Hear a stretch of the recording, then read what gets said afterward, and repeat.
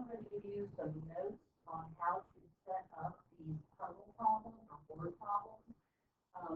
I will give you notes on the first 8 problems in your packet, and we will define our variables. We will set up our equations for the first 8 in these notes, and then you need to solve the first 8 problems. You may use any technique that you want when you solve those, and then you need to set up the ones that are labeled as homework. If you do not solve those problems, there are 10 of them. We are not even going to solve all 10 of them, but we're going to set up a lot of problems, but we're only going to solve some. Okay? All right, so we'll start with defining our variables. First thing you need to do when you get one of these equations is tell me what you're looking for. So it says find each of these numbers. You're just looking for 2 numbers. Pick a variable, x, y, a, b, anything you want, and tell me that x represents the first number and y represents the second number. Then the idea is for you to read the information given in these sentences or paragraph and translate your information from the English language into the language of mathematics, specifically into equations, right? Often, each sentence will be your information. So the first sentence here says the sum of 2 numbers is 94. Sum means to add 2 numbers, and that answer is 94. Okay? The second sentence says their difference is 122. That means when you subtract them, you get 122. So there's your 2 equations. This is a nice, simple one. Somebody asked me in one of the other classes, what if I said y minus x is 122? And most of the time, that's going to be okay. It just means that when we get our final answers, I'll get x and y as 2 specific numbers, and you will just have those numbers backwards for me, and that's usually okay. Sometimes you need to be specific about it. If it tells you a large number or a small number, then you need to be very specific. Okay? When you look at this equation for homework, you're going to need to solve it. So you want to think about what method would I want to do to solve this, and I think elimination probably stands out. But you can do any method you want, including if you want to rearrange them and graph them on your calculator. Right? The second one, another basic number puzzle. I'm told to find the numbers, and there are 2 of them. So I think I'll use 2 different letters this time. A is the first number. B is the second number. And this time you'll see that the words actually specify second number and first number, so it's more important that you put them in exactly the right place. All right, the first sentence says one number is, was, will be. Some form of the verb will often be, tell you you're equal. One number is 5 more than 3 times the second number. So I'm going to take the one number as the first number, is 5 more than 3 times the second number. I always like to write the more than at the end, 3b plus 5, but you could write 5 plus 3b. The second sentence, if 10 is added to -2 times the first number. So -2 times the first number, and I'm adding 10 to that, the result is 30. Okay? So once again, as you look at this, you want to ask yourself, what would I do to solve this equation?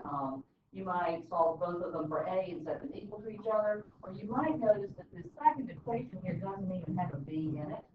So when you solve that for A, you're going to have one of your answers. Okay? So some of these equations will be very, very easy to solve. All right. The next one is a perimeter question. We like to put these rectangle questions on here. I would like to show you that defining your variables can be done by picking the variables and telling me what they stand for, but sometimes you can define your variables by drawing a picture and labeling it. I'm going to label this as length and width. And by drawing the picture, I am defining my variables. It's not a bad idea for you to make note when you do this that the units are meters. You're going to need that when you answer questions at the end. Okay? You need some basic knowledge of geometry, shapes. Perimeter is add on sides. Okay, this shape has 4 sides. 2 of them are L and 2 of them are W. So I'm going to use the shortcut formula. 2L plus 2W equals 132. In science, they would make you put the meters on the 132. In math, we don't care if you do that. It's 2 different ways of operating. The second sentence says the length is, so that's L equals 2 meters more. I usually put that at the end, plus 2. times the width. Okay, pretty straightforward, I think. Here's one where some people would choose different paths for solving this. You might take the top equation and solve it for L and set them equal to each other. Or you might just take the second equation and use substitution right back into the first equation. All right, now this is the first problem that I'd like to call a value problem. We're going to have several of these. I think there's 3 of these in our examples today. The first one is with coins, nickels and dimes. And what's important here is that you recognize the difference between how many of something you have, you're counting them, and the value of what you have. In which case you're going to need a multiplier there. So I want to know how many of each type of coin. I'm going to use N to represent nickels. Do not just write nickels. You need to tell me whether it represents the number of nickels or the value of the nickels. And in this case, it's how many coins. So N equals the number of nickels. And then I'm going to use D to represent the number of dimes. Okay? So we're going to have 2 equations here. We're looking for 2 equations for each one of these problems. The first one, I have 23 coins. All right? So I want to write that down using N to be number of nickels and D to be number of dimes. The number of nickels plus the number of dimes equals 23. This is counting. How many do I have? The second sentence is a value sentence. How much is this money worth? Okay? So if something is worth $1.45, you cannot say N plus D equals $1.45 because that's how many nickels you have. If you know that you've got 7 nickels, you want to know how much money that is, you would say 7 times 5 cents. Okay? You have 9 nickels, you would say 9 times 5 cents. So when I don't know how many nickels, I still have to say 5 cents times the number of nickels. For the number of dimes, I'm going to need to multiply by 10 cents. Now, this is not quite right, and it is a place that you need to be watch out for, especially if I give you these puzzles with coins. This 5 is 5 cents, this 10 is 10 cents, but this number is $1.45. So I need to get everything into dollar form. So that means for the nickel, I have to say 0.05, and for the dime, I have to say 0.10. Some people like to change it instead to make it all cents. They like the 5 cents and the 10 cents with no decimals in it, in which case you need to change the $1.45 into 145 cents. So you can use either this one or this one along with this. Okay? All right, number 5 is also a value problem. This time we have avocados and tomatoes and how much they are worth, right? This time, I don't need to find how many avocados. I need to find the cost of each avocado and the cost of each tomato. So when I use A, it's not going to be number of avocados. It's going to be cost of 1 avocado. Always a good idea to put your units on there. And T is the cost of 1 tomato. You are allowed to use any variables you want as long as you define them. So some people like to use letters that seem to match what's in the problem. Other people prefer just to use X and Y every single time. Either one of them is fine. I'm going to go back and read that first sentence. Okay? The cost of 4 avocados and 5 tomatoes is $3.76. This is a value statement. This is how much it's worth. And so that means you need to multiply the number of avocados multiplied times the cost of 1. All right, this is just like we did with the nickels and dimes. Okay, 4 avocados, I don't know how much they cost, plus 5 tomatoes, times how much they cost. When I do those together, I get $3.76. The second sentence is also a value statement. There's the value. Something equals $4.02. You can't just say 1 avocado plus 1 tomato. You have to say 6 avocados plus 3 tomatoes because that's what our information says. Okay? All right, and the next question is also a value question. They are all very similar, they're just a little bit different. Step one is to read the whole thing, read all of it, identify what you're looking for, how many kilograms of each kind of nut. It is absolutely not okay for you to tell me that your variable P is just peanuts. You have to tell me what about the peanuts. Back on example 4, it was number of nickels. But on example 5, it was cost of a nut. So which one is this? It is kilograms of peanuts. So when I find P, it's going to be, if P is 7, it'll be 7 kilograms. Okay? And what's the other nut? Cashew is kilograms of cashews. This is kind of like number of nickels and number of dimes, but this time it's mass instead. All right? So this one has a little trick to it that some people see right away and other people don't see quite as easily. We are going to mix the peanuts and the cashews together. The peanuts are worth $2.95, so I'm going to say $2.95 times the number of kilograms of peanuts mixed with, that's going to be add, cashews worth $6.25 per kilogram times the number of kilograms, and altogether that's going to give me a mix that is worth $5. And here's the thing that people don't always see. I had to say $2.95, the value, times how many. I had to say $6.25, the value, times how many. And now I've got $5.25, and I need to put how many. Okay? So I'm going to pause for just about 10 seconds and let you look at the problem, see if you can figure out what needs to go there.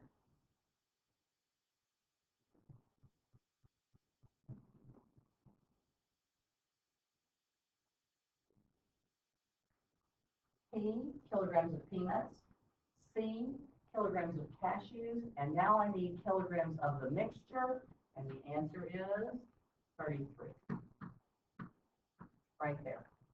Okay? When you actually go to work this problem, you're going to want to go ahead and multiply these two numbers together before you get started with any of the solving process. Okay?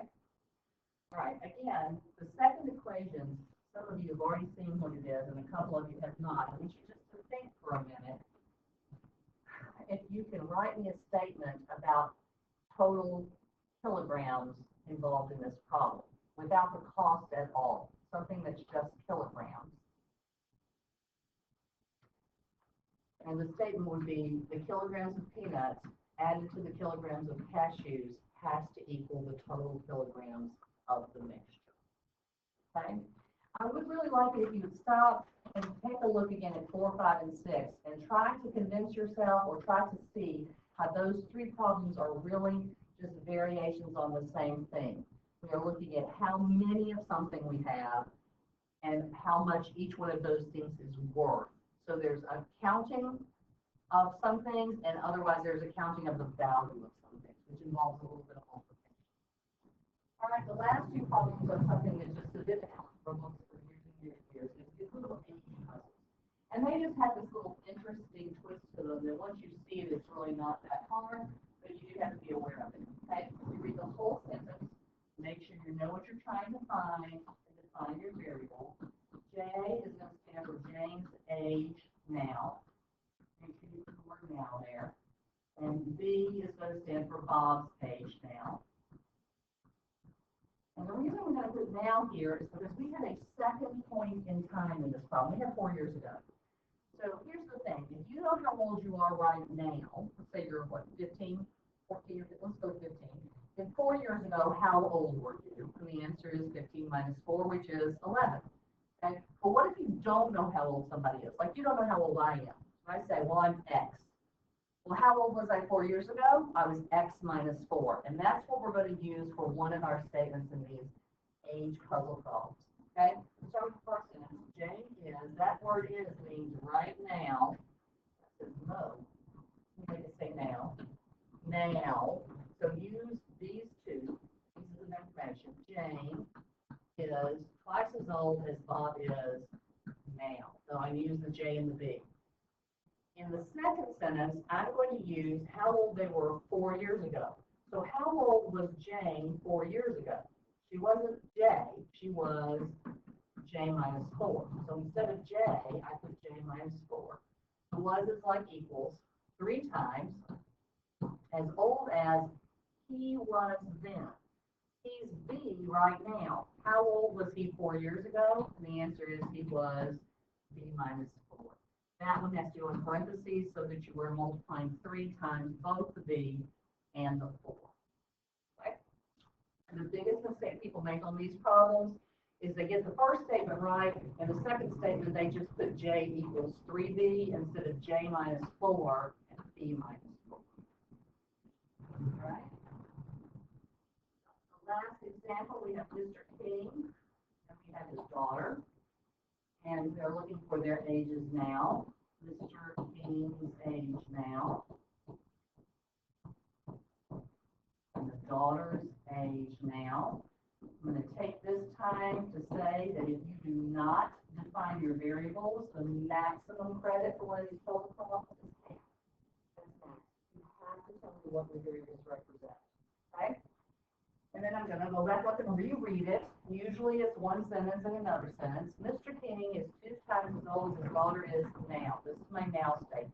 Mr. King now is 2 times as old as his daughter is now. So I use the K and the D because they are both now. In the second sentence, I'm going to talk about 10 years ago. Okay? So for 10 years ago, this is he, Mr. King 10 years ago. So that's K minus 10. All right? And now I need to talk about this word lacked. This gets used in math a good bit, and people will do this backwards all the time. I wish you could see me, but I do this demonstration is better if you have you can see one thing is more than another. But imagine if you have 2 amounts, this one and this one. This one is lacking. This one is the one that lacks. How do I make the one that's lacking equal to that one? What would I have to do? I would have to add. Okay? So if Mr. King is lacking 5 years, then to get him equal, I need to give him 5 more years. And that will make him equal.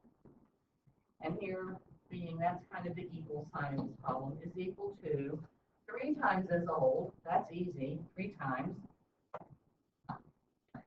His daughter was then. You cannot just put D. That's his daughter now. You have to put how old his daughter was then. So that means 10 years ago, and that's D minus 10. Okay? So this one has the 2 things, the year switch and that lack there. Now, I've had some other people on this sentence who have done it this way. They've said, well, if he is lacking it, then I could, instead of adding it to him, I can subtract it from her, and that's also okay. The biggest mistake made, though, is the placing of this 5 in the wrong place. Okay? All right, there are the 8 examples. Now, if we had had class on Friday, you would have had the rest of class to either solve all 8 of these, that's part of your homework, solve them all, any appropriate method, show the work that goes along with it. You may use your calculator as much as you need. Okay? And then the other option would be to do the setups to find the variables and write the equations. Do not solve without even going to solve them all. So please don't spend any time solving any of them. Okay? But instead, give me your variables, tell me what they represent, X and Y, A and B, whatever you want to call them, and write 2 equations. And then you can check those equations, and once we are comfortable with how to write the equations, we will decide which ones we want to solve. The answer key to this will be posted. I apologize if any of the variables are different on the answer key than what I did in class, but I don't think that's too terribly hard to figure out. Okay? Enjoy.